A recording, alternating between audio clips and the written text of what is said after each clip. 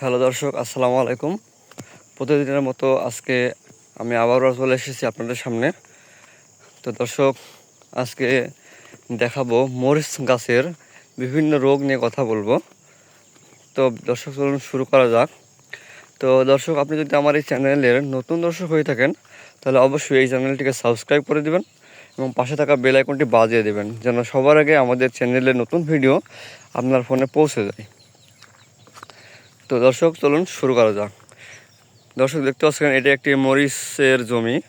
তো এই মরিচের জমিতে একটি রোগ নিয়ে আলোচনা করব। তো চলুন ভিডিওটি শুরু করা যাক। সবাই লাইন সাথেই থাকবেন। দর্শক, চলুন যেই গাছটিতে রোগ হয়েছে সেই গাছটি সম্পর্কে দেখাই। তো সেখানে যাচ্ছি যে গাছটিতে রোগে আক্রমণ করছে। দর্শক, দেখতে পাচ্ছেন আমার এখানে একটি গাছ। দেখেন দর্শক, এই গাছটি হচ্ছে আউরিয়ে যাচ্ছে, ঠিক আছে। দেখতে পাচ্ছেন এই গাছটা কিন্তু আউরিয়ে গেছে, বাকি এই গাছগুলো কিন্তু সব ঠিক আছে, দেখতে পাচ্ছেন। কিন্তু এই গাছটি যে আউরিয়ে গেছে, এরকম কিন্তু আরও আছে, অনেকগুলো গাছ আছে। এরকম আওড়ানোর পরে কিন্তু দর্শক ওই গাছটি কিন্তু মারা যাবে, ঠিক আছে। আওড়ানোর পরে গাছটি মারা যাবে। দর্শক, দেখতে পাচ্ছেন এই যে এই গাছটি কিন্তু আউড়িয়ে গেছে। এই গাছটিতে অনেকগুলো ঝাল রয়েছে, গাছটি কিন্তু আউড়িয়ে গেছে। তো দর্শক, এটাকে আওড়ানো বলে এবং হচ্ছে এটাকে ঢলে পড়া রোগ বলে, ঠিক আছে। তো দর্শক, এই ঢলে পড়া রোগের জন্য বা আউড়িয়ে যাওয়ার জন্য এই গাছটি কিন্তু আস্তে আস্তে আস্তে মরে যাবে, ঠিক আছে। তো এটা কিভাবে দমন করা যায়, তো সেই বিষয় নিয়ে আজকে আলোচনা।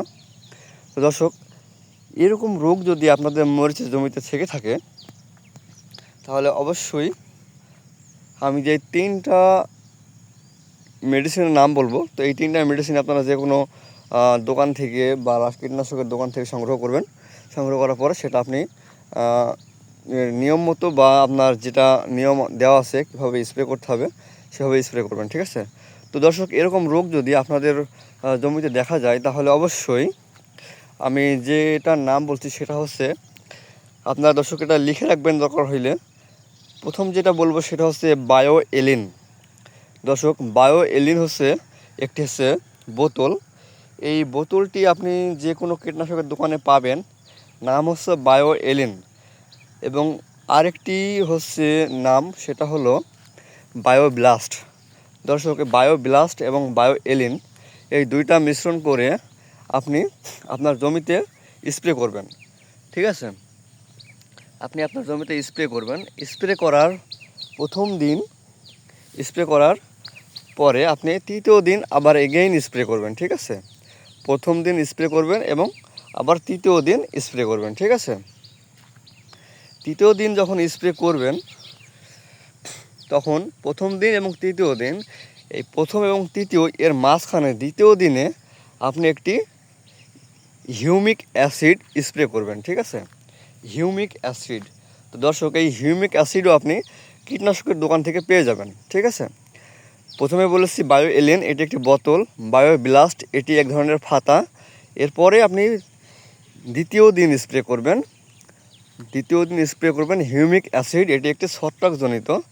তো দর্শক, এটি স্প্রে করার পরে আপনার গাছগুলো অনেকটা ভালো হয়ে যাবে, ঠিক আছে। আপনি বায়ো এলিয়েন এবং বায়ো ব্লাস্ট স্প্রে করার সময় অবশ্যই আপনি এটি স্প্রে করবেন যেন গাছের গোড়া পর্যন্ত পৌঁছায়, প্রথম দিন এবং তৃতীয় দিন, ঠিক আছে। এরপরে আপনি দ্বিতীয় দিন মানে মাঝামাঝি সময়ে আপনি হিউমিক অ্যাসিডটি স্প্রে করবেন।